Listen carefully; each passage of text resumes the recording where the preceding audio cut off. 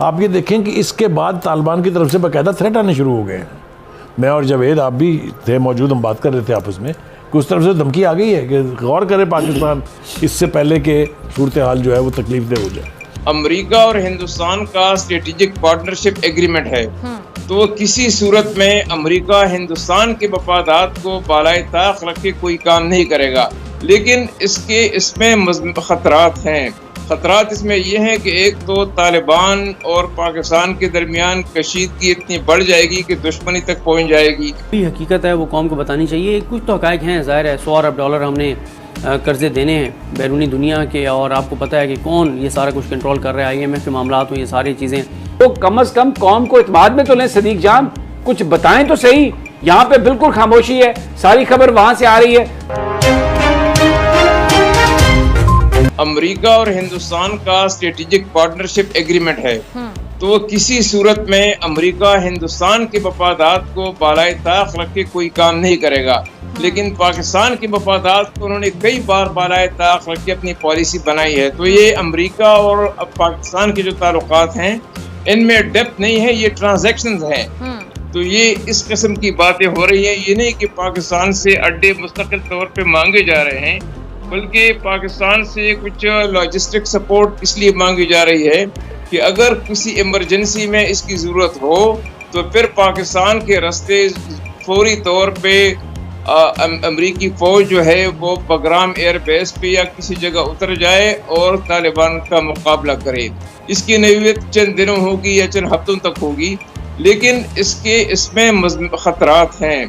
खतरात इसमें यह है कि एक तो तालिबान और पाकिस्तान के दरमियान कशीदगी इतनी बढ़ जाएगी कि दुश्मनी तक पहुंच जाएगी। इसमें पाकिस्तान को भी नुकसान होगा और अफगानिस्तान का जो नुकसान है वो तो मेरे ख्याल में स्पिल ओवर होगा उसका।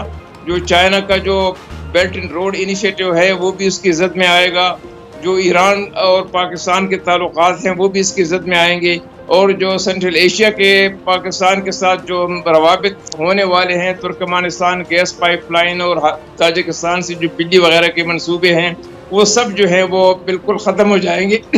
लिहाजा अफगानिस्तान की स्टेबिलिटी से जितना फ़ायदा पाकिस्तान को पहुंचेगा किसी और को नहीं, और अफगानिस्तान की इंस्टेबिलिटी से जितना नुकसान पाकिस्तान का होगा वो किसी और का नहीं होगा। ये लेसन है जो हमें समझना चाहिए। अफगानिस्तान में तालिबान के हवाले से है। अब बात ये हो रही है कि कहा जा रहा है कि पाकिस्तान को अड्डे दे रहा है अमेरिका को, हुकूमत कह रही है हम अड्डे नहीं दे रहे, हम सोच भी नहीं रहे। अब देखते हैं कौन सच बोल रहा है, कौन क्या कह रहा है। अमेरिका को अड्डे नहीं दे रहे, सहूलतें देंगे। अब मैं समझने से कासर हूँ कि अड्डे देने और सहूलतें देने में क्या फ़र्क है। बुखारी साहब मुझे आप समझाएंगे ये अड्डे देने और सहूलतें देने में क्या फ़र्क होता है? बहुत अहम मौजू है, बहुत ही तवज्जो तलब मौजू है। हमने प्रॉक्सी वार लड़के अमेरिका से क्या कमाया है और हमने अपना कितना नुकसान किया है, इसके बारे में मेरा नहीं ख्याल कि किसी को अब एजुकेट करने की ज़रूरत है। चाहे वो 70,000 हमारे लोगों की जानें गई, शहीद हुए वो इसी वॉर में, अमेरिका को खुश करने के चक्कर में। हमारी ईरान से ताल्लुकात ख़राब हुए, हमारी तालिबान से दोस्ती दुश्मनी में बदल गई। हमने इस प्रॉक्सी वार के बदले में बहुत कुछ नुकसान जो है वो उठाया है। और अब जो होने जा रहा है कि अमेरिका अपनी फ़ौजें तो यहाँ से निकाल रहा है, लेकिन उसको यहाँ फैसिलिटेशन चाहिए, जिसकी तरफ आज शाह महमूद कुरैशी साहब ने इशारा किया और हवाला दिया 2001 के उस एग्रीमेंट का। वो एग्रीमेंट अपनी जगह, लेकिन उस एग्रीमेंट की और भी तो बहुत सारी शिकें थी ना जिसका अमेरिका को एहतराम करना चाहिए था, वो किया उन्होंने। हमें प्रॉक्सी वार लड़ने का ये फ़ायदा मिला कि तवील तरीन सैंक्शन रजीम पाकिस्तान के ख़िलाफ़ अमेरिका ने लगाई, पूरी दुनिया से हमें आइसोलेट किया उन्होंने।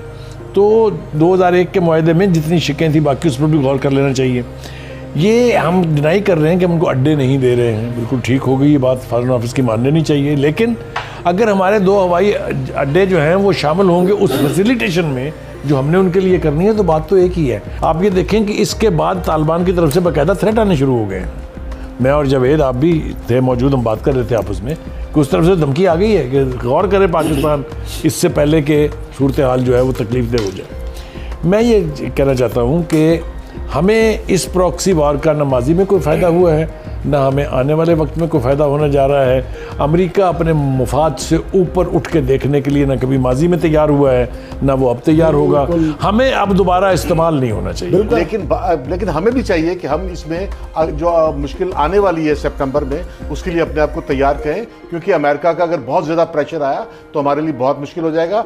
और अब अफगानिस्तान के अंदर जो तालिबान है उनसे भी हमें वादा लेना चाहिए कि वो पाकिस्तानी तालिबान की हिमायत नहीं करेंगे और वहाँ की सिविल वॉर और वहाँ की जो खूनरेजी जो है वो पाकिस्तान नहीं आएगी। ऐसी कोई बात नहीं, प्रॉब्लम प्रेशर सस्टेन नहीं कर सकता। ऐसी कोई बात नहीं, जब पूरी कौम साथ हो, पार्लियामेंट पीछे हो, तो हर किस्म का प्रेशर सस्टेन किया जा सकता है। ये कहना आसान है, करना बहुत मुश्किल है। हमने बंद नहीं किया था सर भाई, बात यह है कि हमारी इकोनॉमी जो है वो अमेरिका और उसके तादियों पे मबनी है। फिर अमेरिका एक ताकत है, हम कितना लड़ेंगे कितना नहीं, हमें तैयारी करनी चाहिए। अब जरा पेंटागन की तरफ आ जाते हैं।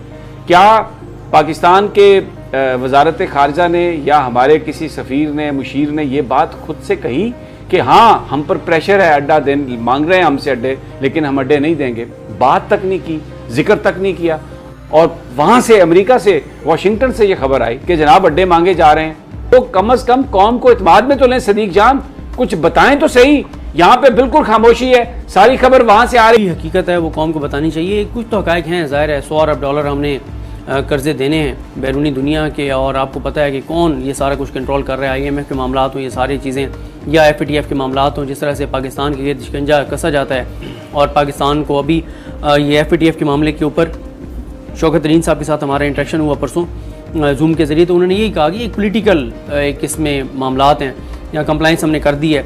एक दो चीज़ों के अलावा हमने बड़ी अच्छी जो है वो जो चीज़ें उनकी थी उस पर अमल दरामद किया है। लेकिन यह है कि कौम को सच बताना चाहिए, बजाय इसके कि बाहर से हमें जो है वो पता चले कि ये चीज़ मामला चल रही हैं, ये चीज़ें चल रही। कौम को आगाह रखना चाहिए कि, और अगर आपने देने भी हैं, पहली बात तो ये आप ये कह रहे हैं कि नहीं दे रहे, लेकिन वही जैसे आपने कहा कि उधर से खबर आई तो फिर हम इधर से उसको रिएक्ट कर रहे हैं, वैसे नहीं हम बता रहे हैं। अच्छा, क्योंकि मेरे पास वक्त कम है, मैं एक और इशू पर भी चाहता हूँ कि ये जो खैर एक्सटर्नल प्रेशर्स हैं आप ज़रूर एतमाद में लें।